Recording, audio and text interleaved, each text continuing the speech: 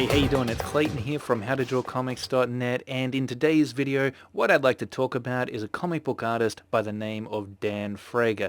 Here is an example of his work, and this character is actually from a comic book series that he worked on back in the day called Black Flag, and one of the reasons as to why we are talking about Dan in this video is because it just so happens that he is bringing Black Flag back in April, and he is crowdfunding it independently, and it's going to make a huge splash. And one of the reasons as to why that is because he's also just announced that he is a part of Comicsgate. Now, for those of you who don't know, I'm also a part of Comicsgate. I support the cause. I love the movement. I think it's a good thing for comics and the comic book industry at large, but especially independent creators, because that's pretty much what it is. It's a group of independent creators who have come together to help promote one another, to produce epic books that satisfy the audience that they're aimed at, rather than being put as a priority some kind of agenda surrounding religion or politics. That stuff's boring. We don't really want to see it in comic books, and that's exactly what Comicsgate promotes. So I'm a big fan, but there is also a lot of controversy surrounding the Comicsgate movement and the people within it. Some people don't like Comicsgate at all. There's a lot of opposition there, and it seems as though our friend Dan here has actually copped a little bit of that since he came out and announced that he was a part of Comicsgate. So I just want to play this video that Dan did recently announcing why he's a part of Comicsgate, and I think that it's a little bit insightful. You know, it does give us an inside look into what happens when you do announce that you're Comicsgate, and some of the repercussions of that. But we'll talk about it in a little bit after we watch the video here. So let's see what Dan has to say. We'll just leave it like that. I think. Yo, what's happening? It's Fragaboom. Happy day to you. I'm here to talk to you about Comicsgate and why I am part of Comicsgate.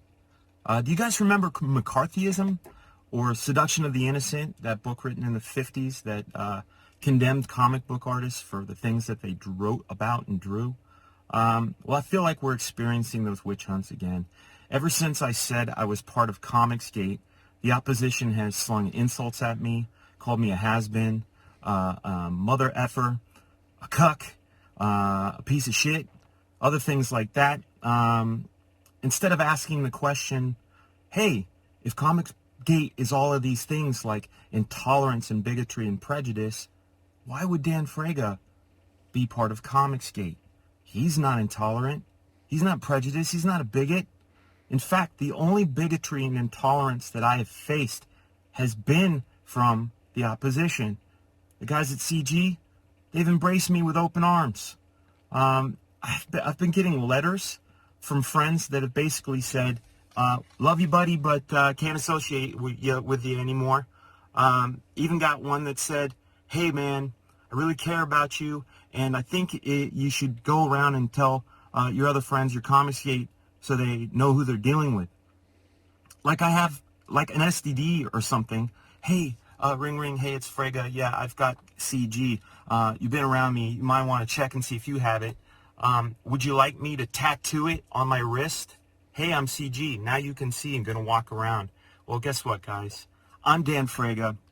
I'm Comicsgate. Come and get me.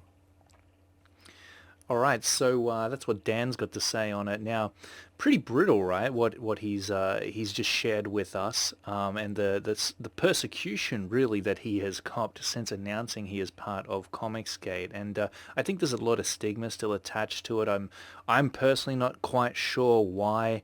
I've always been a fan of Cyberfrog and some of the people who kind of started Comicsgate in the first place. I know that people say some crazy things, and there's a lot of infighting, a lot of dramas that end up happening, but that's Image Comics back in the 90s. That's exactly what happened when these people who are part of the mainstream comic book industry, Rob Liefeld, Todd McFarlane, Jim Lee, Mark Silvestri, and a bunch of others, they decided to leave Marvel Comics and start their own thing, their own independent movement, which is essentially what Comicsgate is in a way. I mean, at least part of it. And, there was a lot of infighting, there was a lot of dramas, and the rest of the comic book industry absolutely hated them because they were kicking a lot of butt. And that's exactly what I believe a lot of Comicsgate creators are doing right now, but also the indie scene in general. You're seeing a ton of really amazing comic books being put out there.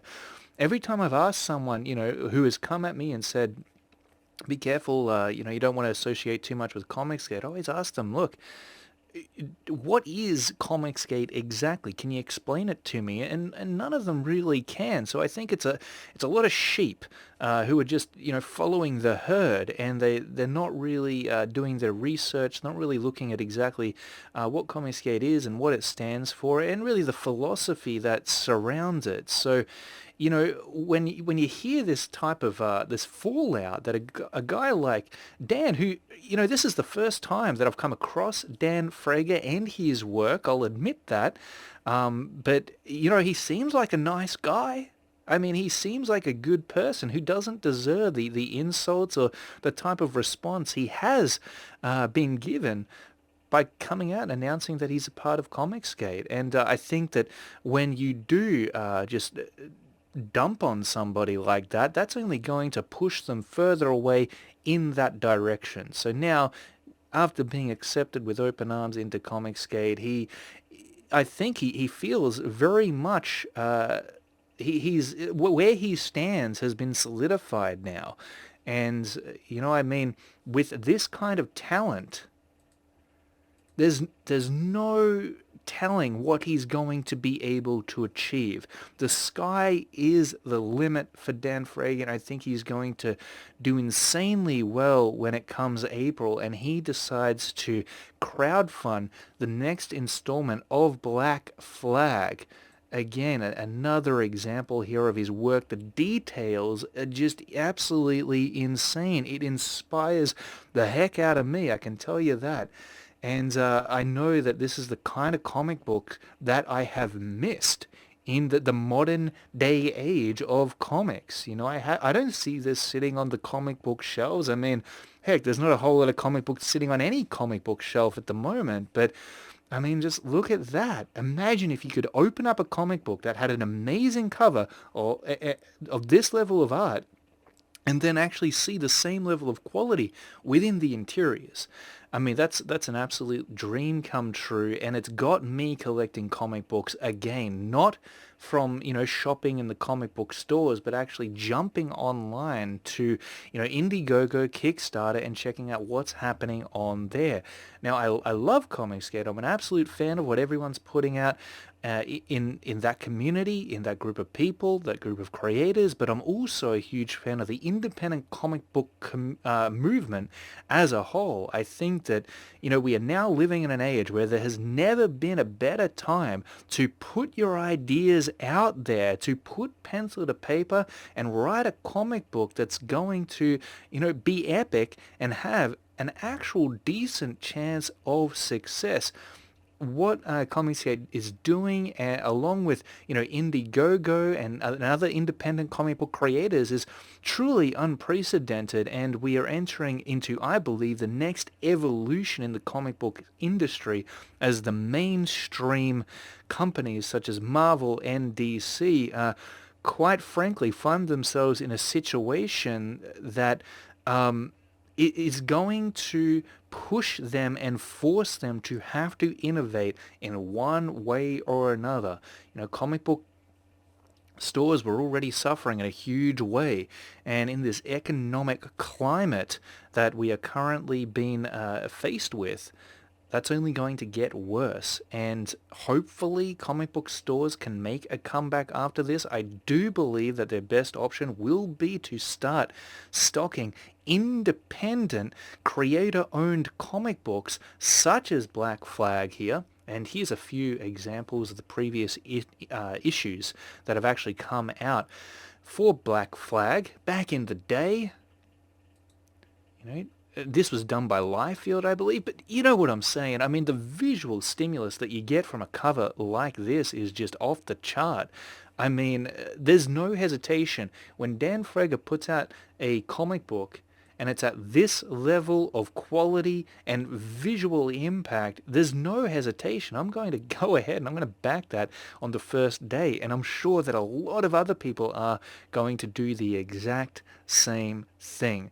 So Dan, you know, man, like I'm very pleased and happy that you've come on board, that you're a part of Comicsgate, that you're putting together this comic book, and that it's going to debut in April.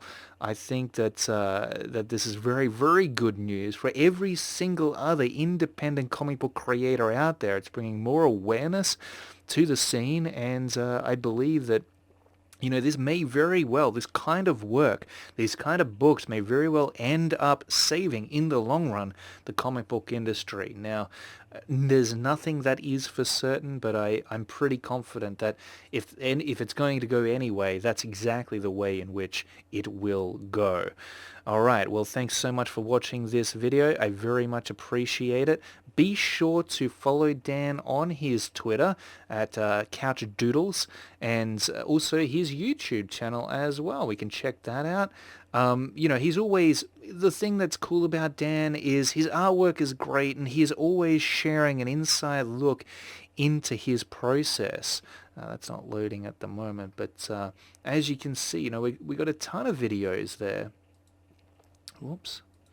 We've got a ton of videos here that actually, you know, show his process and these drawing demos.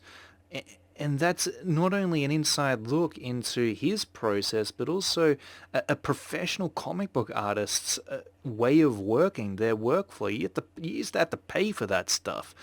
But these days, I mean, you're going to probably get to see him put together an entire comic book as he develops it, as he gets it out there and delivers it to an audience that he is now cultivating for himself. So be sure to check out Dan Fraga at Couch Doodles on Twitter. Follow him in order to stay updated on what he is working on. You know, here's a beautiful cover that he has done up for Dynamite. So incredible. You know, that's what you can expect from Dan, and I'm personally really pumped. All right, until next time, keep on creating, keep on drawing, and I will see you in the next video.